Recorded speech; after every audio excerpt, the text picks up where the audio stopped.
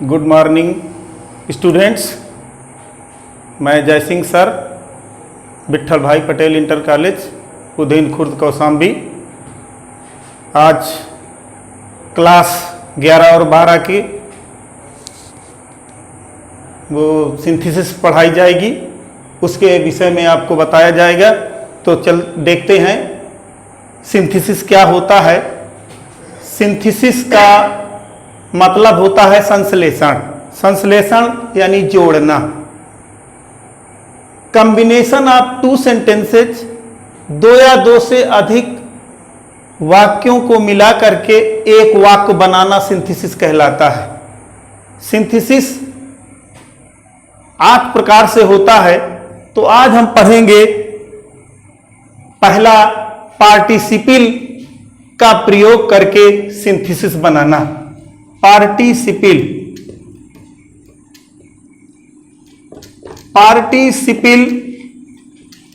का प्रयोग करके सिंथेसिस। सिंथेसिस का मतलब है दो वाक्यों को मिला करके एक वाक्य बनाना। V1 plus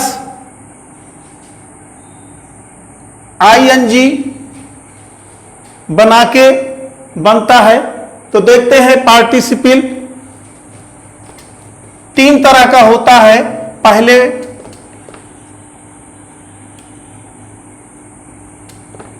present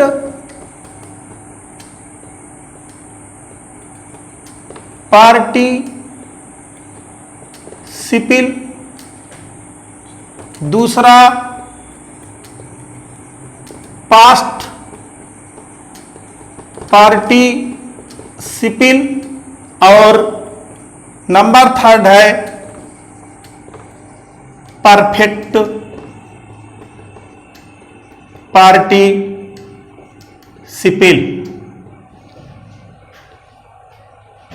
present participle को पढ़ेंगे। प्रेजेंट पार्टिसिपल का मतलब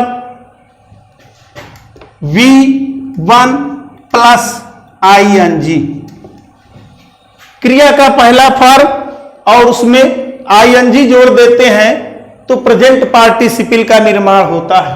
इसकी विधि से दो वाक्यों को कैसे जोड़ा जाता है ये आज सिखाया जाएगा। तो present participle V plus ing से बनता है और दो वाक्यों को जोड़ने के लिए कार्य करता है। ये वाक्य में वर्ब एडजेक्टिव का कार्य करता है।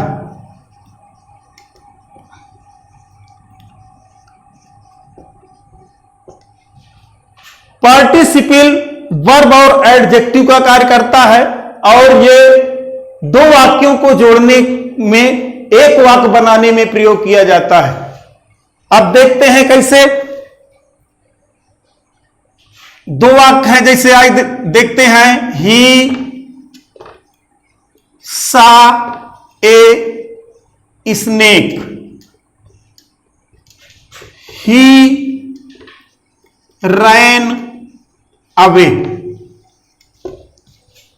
ही सा स्नेक, उसने एक सर्प देखा, वह भाग गया।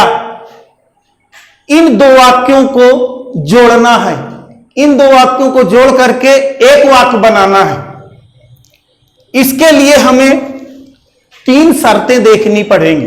नंबर 1 शर्त है कि दोनों वाक्य का जो सब्जेक्ट हो वो एक होना चाहिए। सब्जेक्ट जैसे ही है और सब्जेक्ट ये ही है। तो नंबर 1 शर्त है कि सब्जेक्ट 1 और सब्जेक्ट 2 सेकेंड, ये सब्जेक्ट और ये सब्जेक्ट ये सेम होने चाहिए, एक ही होना चाहिए। दूसरी शर्त है दोनों की वर्ब जो फाइनाइट वर्ब होती है,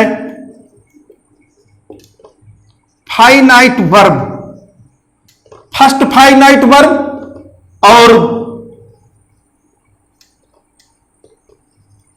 वर्ब सेकेंड।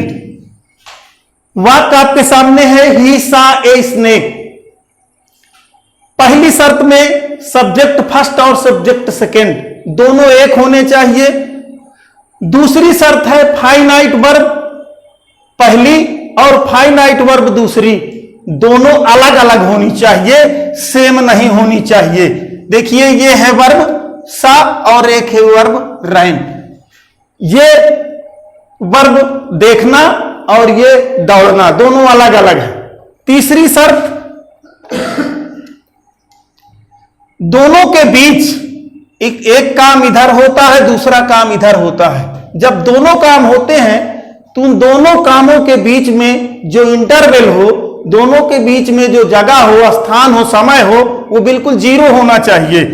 तो टाइम इंटरवल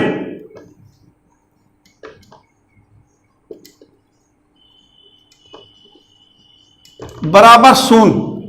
देखते हैं जैसे ही सा स्नेक, उसने एक सर्प देखा, ही रैन अवे, वो भाग गया। सर्प को देखते ही वो भाग गया। इस वाक्य में ये तीनों शर्तें मिलती हैं, इसलिए इस वाक्य को जोड़ा जा सकता है। कैसे जोड़ते हैं, अब नियम देखते हैं। नियम में है जो काम पहले हो उसकी वर्ब को हम पार्टिसिपल बना लेते हैं। तो देखते हैं पहले काम कौन हो रहा है, पहले देखने का काम होगा तब भागेगा, बिना देखे तो भागेगा नहीं। तो सबसे पहले उसने देखा, तो पहले कार्य देखने का हो रहा है, इसलिए यह क्रिया है सा। इसी के मूल फॉर्म में किसी भी वर्ब में जब आईएनजी लगाते हैं तो उसके मूल फॉर्म में, फर्स्ट फॉर्म में ही आईएनजी लगता है। तो यह है पहला सा। इसको जब सिंपल बनाएंगे इसका, तो सी का पार्टिसिपल बना सीइंग। ए स्नेक, अब कामा लगाएंगे, कर्ता एक वाक्य में एक ही रहेगा, एक हट जाएगा, ये कर्ता रहेगा, ही स्मॉल से रहेगा, अब कैपिटल से नहीं रहेगा, क्योंकि हम दो वाक्यों को मिला के एक बना रहे हैं और एक वाक्य में एक ही कर्ता और एक ही क्रिया होती है।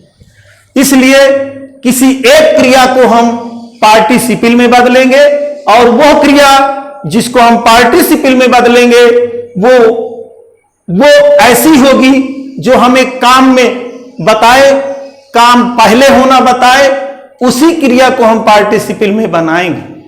उसके साथ साथ हम ये भी जरूर देखेंगे कि वाक्य के दोनों सब्जेक्ट एक होने चाहिए, वाक्य में जो वर्ब आई है वो दोनों अलग अलग होनी चाहिए, और उसमें जो कार्य दोनों कार्य में हो रहा है उसमें अंतर बिल्कुल ना के बराबर होना चाहिए। एक कार्य हो रहा है और उसी के लगातार दूसरा कार्य भी होना चाहिए। इस तरह से देखते हैं ही रैन अवे। अब ये देखते हैं जब इसका अर्थ निकालते हैं तो V1 प्लस ING वर्ब का एडजेक्टिव बनता है, वर्ब हट करके एडजेक्टिव का कार्य करती है। अब ये वर्ब नहीं रह करके ये बन गया एडजेक्टिव वाक्य में, और इसका जब हिंदी में अर्थ निकालते हैं तो हम जरूर देखते हैं कि वर्ब के अंत में आना चाहिए करके या हुए। हिंदी में जब अर्थ निकालेंगे वर्ब का तो वर्ब के अंत में हमें करके और हुए यदि प्राप्त होता है तो वह सही निर्माण है। जैसे देखते हैं सीइंग ए स्नेक, सर्प को देखते हुए ही रैन अवे, सर्प को देख करके वह भाग गया। तो इस तरह यह देखा। एक और उदाहरण देखते हैं।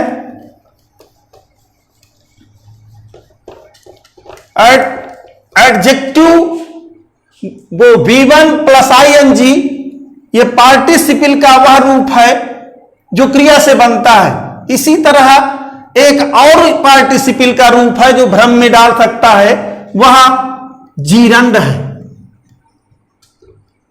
जीरंड भी V1 प्लस ING से बनता है, लेकिन पार्टिसिपल में हमने देखा कि पार्टिसिपल और जीरंड में अंतर क्या है, इसको बताएंगे। तो जीरंड इसके अंत में हुए लगा रहता है, लेकिन जब यह बनाया जाता है तो इसके वर्ब के अंत में ना, नी, ने ऐसा निकलता है। यह वाक्य में एडजेक्टिव का कार्य करता है और यह वाक्य में नाउन का कार्य करता है। एक उदाहरण देख करके इसको भी देख लेते हैं। जैसे reading is a good habit. Read माने पढ़ना, reading is a good habit, पढ़ना एक अच्छी आदत है। अब यह नाउन का कार्य करता है, इसका हिंदी में अर्थ निकल रहा है पढ़ना। पढ़ता है नहीं निकल रहा है, बल्कि पढ़ना। ये अब क्रिया ना हो करके हो गया जीरंड, और ये नाउन का कार्य कर रहा है। इसकी पहचान ये है कि इसके बाद क्रिया का प्रयोग किया गया है। जब भी ये नाउन सब्जेक्ट के रूप में आता है तो उसके बाद क्रिया का प्रयोग किया जाता है। अगले और उदाहरण देखते हैं।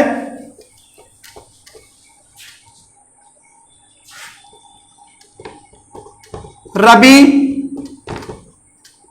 Likes playing cricket. यहां देखिए, Ravi likes playing cricket. Like finite verb है, यह प्लेइंग इस रूप में भी है, इस रूप में भी है, लेकिन देखना है कि यह किसके रूप में आई है। तो यहां जब हम अर्थ निकालेंगे, रवि पसंद करता है खेलना क्रिकेट, क्रिकेट खेलना, अंत में ना शब्द आया है, इसलिए पहचान में आ गया कि यह यहां वर्ब नहीं है बल्कि यह जीरंड है। इस तरह क्लियर हो जाता है कि पार्टिसिपल वी प्लस आईएनजी से बनता है और अर्थ जब निकलता है तो हुए करके। और दूसरी पहचान, यह जो वर्ब में आईएनजी लग के आता है तो वाक्य में एडजेक्टिव का कार्य करता है। अब और देखते हैं, उदाहरण के द्वारा समझने की कोशिश करते हैं। जैसे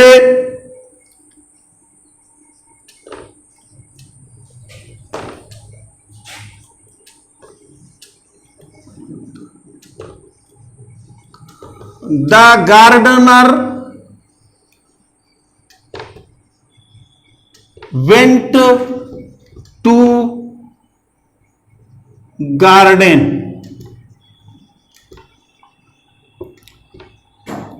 He plucked flowers। उदाहरण के द्वारा सीखते हैं। ये दो वाक्य हैं। The gardener went to garden, माली बगीचे गया। ही प्लक्ड, उसने तोड़ा फूल। अब हम शर्त देखते हैं। बताया गया है कि जब भी पार्टिसिपल का प्रयोग होता है तो तीन शर्तें हैं। पहली शर्त है दोनों के सब्जेक्ट एक होने चाहिए।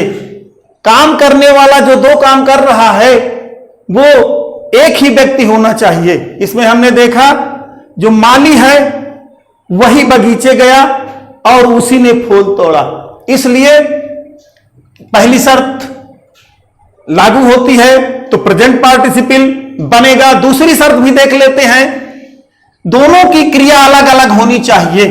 ये वेंट है और ये प्लग्ड है, क्रिया भी दोनों की अलग अलग है, इसलिए प्रेजेंट पार्टिसिपल का प्रयोग किया जाएगा।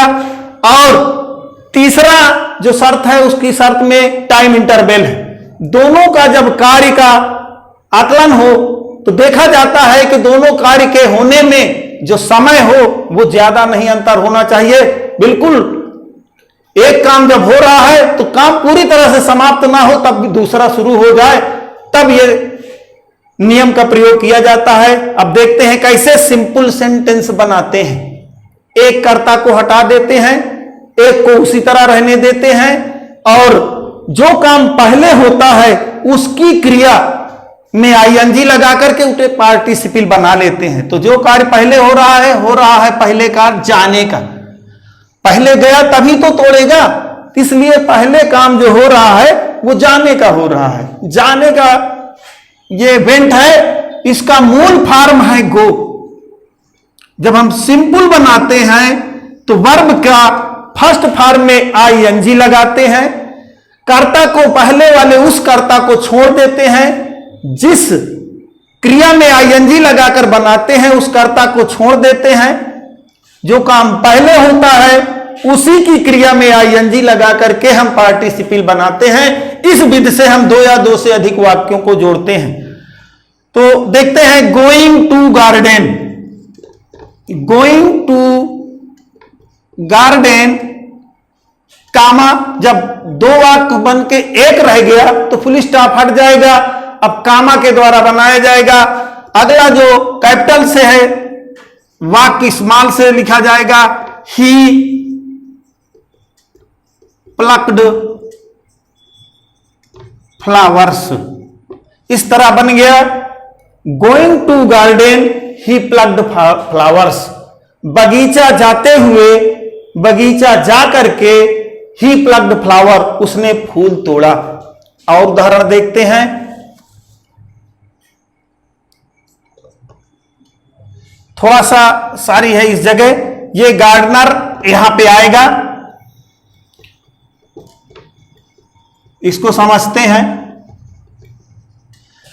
यहां पे यदि नाउन दिया हुआ है और यहां उसका प्रोनाउन का प्रयोग किया गया है, तो स्पष्ट करने के लिए ये आया है, नाउन के स्थान में प्रोनाउन का प्रयोग किया जाता है। और हम जब एक बार ही लिख रहे हैं तो उस समय हमें उस नाउन का जिक्र करना पड़ेगा, प्रोनाउन हटा देना पड़ेगा, नहीं तो क्लियर नहीं होगा।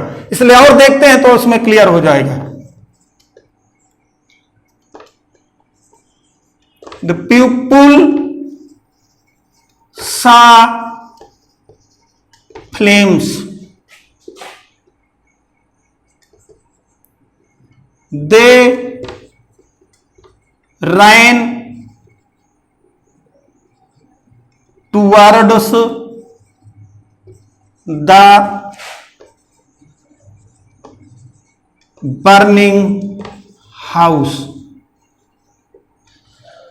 दो वाक्यों को मिला करके एक वाक्य बनाना सीख रहे हैं। पहला वाक्य है, द पीपुल सा फ्लेम्स। लोगों ने लपटे ज्वालाएं देखी। दे रैन, वो दौड़े, टुवर्ड्स की ओर, द बर्निंग हाउस, जलते हुए घर की ओर। लोगों ने लपटों को देखा। लोग घर की तरफ, जहां पे आग लगी हुई है, जलते हुए आग लगे हुए घर की तरफ दौड़े। दो वाक्य को मिलाकर के एक वाक्य बनाना। ये वाक्य आपके सामने आ गया है, अब आपको गौर से देखना है। उन तीन शर्तों को बार बार आप देखिए। पहली शर्त यह है कि दोनों के कर्ता एक समान होने चाहिए। जो कार्य पहला काम हो रहा है वही व्यक्ति दूसरा कार्य करे, तभी यह नियम लागू होता है। तो यहां देखिए, प्यूपुल हमारा सब्जेक्ट फर्स्ट है और दे सब्जेक्ट सेकंड है। पहला सब्जेक्ट जो प्यूपुल है लोगों के बारे में बता रहा है, दूसरा सब्जेक्ट भी लोगों के बारे में बता रहा है। इस तरह से दूसरे नियम यह है कि हमें फाइनाइट वर्ब जो देखनी है वो अलग अलग होनी चाहिए। तो पहले वाक्य में जो फाइनाइट वर्ब है वह देखना सा है और दूसरे की फाइनाइट वर्ब रहन है, यानी दोनों अलग अलग हैं। तीसरी शर्त यह है कि पहला काम और दूसरे काम में जो बीच में समय का अंतराल होता है वह लगभग 0 होना चाहिए, यानी पहला कार्य पूरी तरह से समाप्त ना हो, दूसरा कार्य शुरू हो जाए। तीनों शर्तें लागू होती हैं। प्यूपुल ने जैसे ही लपटों को देखा, देखते हुए वो घर की तरफ भागे। ऐसा तो नहीं है कि अब देखना बंद हो गया है, देखते हुए वो घर की तरफ दौड़े। तो मिलाकर सिंपल बनाकर देखते हैं। अब तक आप सीख रहे हैं दो वाक्यों को मिला करके एक सिंपल सेंटेंस बनाना। तो आपके सामने ये वाक्य दिया गया है, इसको हम बना रहे हैं। नियम के अनुसार जो काम पहले किया गया है उसी की क्रिया को सबसे पहले लिखते हैं, उसके कर्ता को छोड़ करके उसकी क्रिया को सबसे पहले लिखते हैं। तो पहले कार्य कौन सा हुआ है? पहले कार्य हुआ लपटों को देखने का। तो देखना पहला कार्य है, दौड़े तब दौड़े जाके।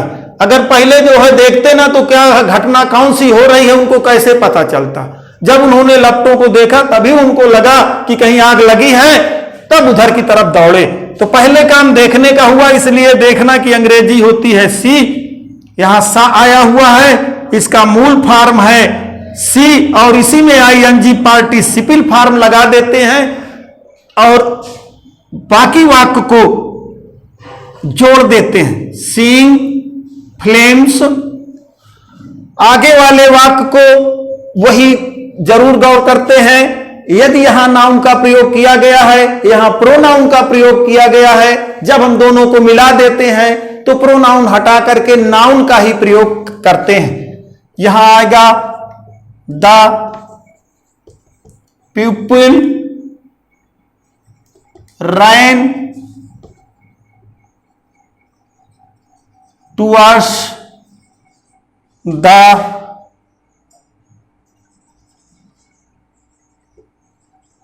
Burning house. इस तरह हमने देखा कि वाक्य दो वाक्य मिलाकर के कैसे सिंपल सेंटेंस बनाया गया। अब और देखते हैं। इसके अतिरिक्त कभी कभी कुछ ऐसी क्रिया आ जाती हैं जो टेंस से ना होकर के यूज की होती हैं। तो जब वाक्य में ऐसी क्रिया आ जाए, जैसे देखते हैं is, am, are, was, were. जब कोई वाक्य में ऐसी क्रियाएं आ जाती हैं तो फिर कैसे इनको पार्टिसिपल बना करके जोड़ा जाए। जैसे देखते हैं he was hungry, he took food. दो वाक्य हैं, दोनों को मिला करके एक वाक्य बनाना है।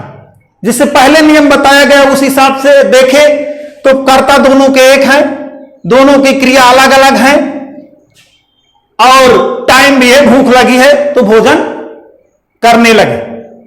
तीनों शर्तें मिल रही हैं लेकिन समस्या एक आ गई, वाज आ गया। तो इसमें अब आईएनजी कैसे लगे ये तो जानकारी नहीं है। इसके लिए बताया जा रहा है कि is, am, are, was, were ये बी क्रियाएं होती हैं।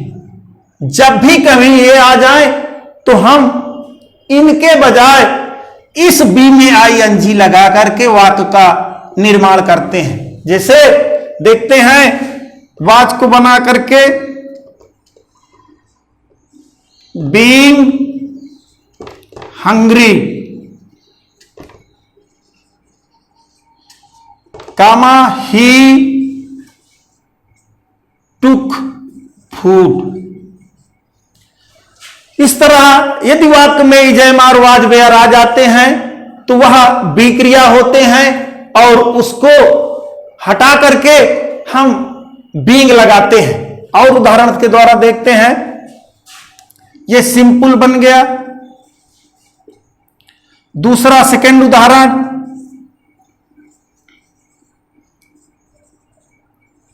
The crow was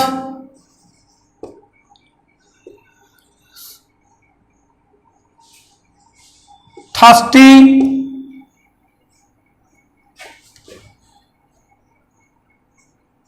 it flu over the sky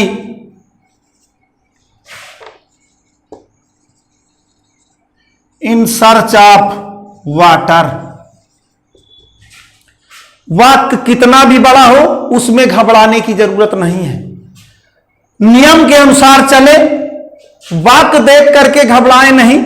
आसानी से आप जोड़ लेंगे। देखते हैं नियम वही है, यदि बी क्रिया का प्रयोग किया गया है तो फिर बी लिख करके सिंपल बीइंग थर्स्टी,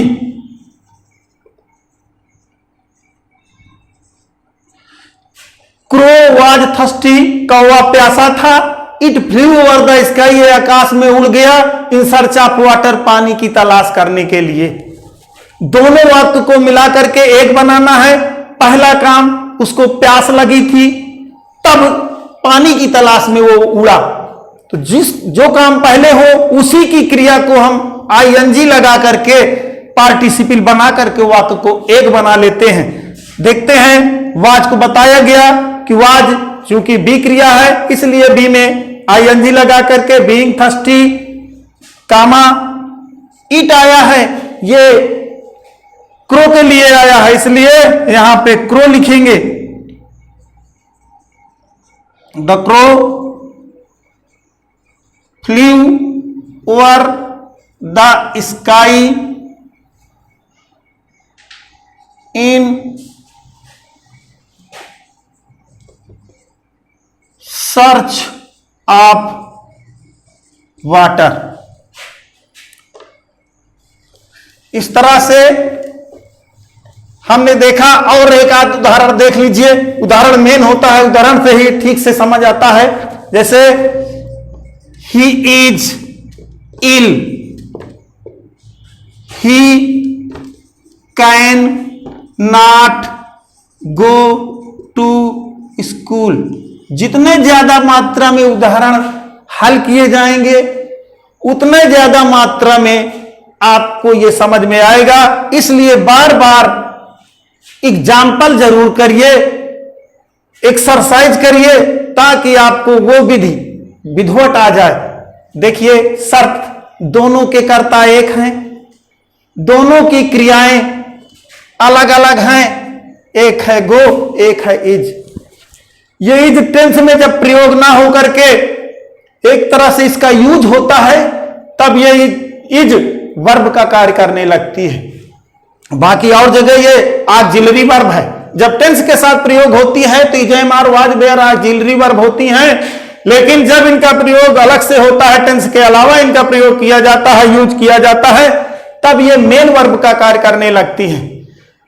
इस तरह से जब ये क्रियाएं आ जाती हैं तो हम is am are was were के स्थान पे बी का प्रयोग करते हैं सिंपल सेंटेंस बनाने के लिए, दो वाक्यों को जोड़ने के लिए। जो कार्य पहले होता है, पहले कार्य बीमार होगा, इसलिए वो विद्यालय नहीं गया, नहीं जा सकता है। जब तक बीमारी ठीक नहीं हो सकती तब तक वो विद्यालय नहीं जाएगा। तो बीइंग इल